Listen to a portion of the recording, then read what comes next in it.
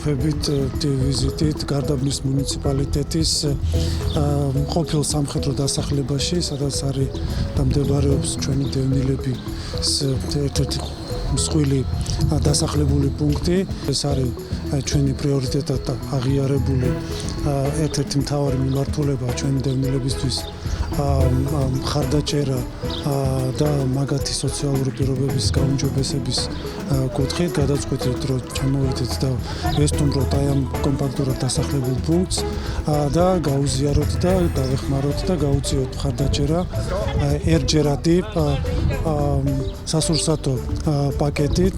ეს ინიციატივა ხორციელდება ჩვენი დევნილი სამინისტროს მეშვეობით და მრავალი კერძო ორგანიზაციის მხარდაჭერით და მონაწილეობით. დევნილების სოციალური მხარდაჭერა ჩვენი სამინისტროს ერთ-ერთი უმთავრესი პრიორიტეტია და სწორედ ამ პრიორიტეტის ფარგლებში ჩვენ დღეს ვესტუმრეთ სოფელ სართიჭალაში ჩასახლებულ 30-მდე დევნილ ოჯახს, მიულოცეთ მათ ხარების ბრწყინვალე დღესასწაული, გადავეცით საკვებ პროდუქტები და პირველადი მოხმარების საგნები.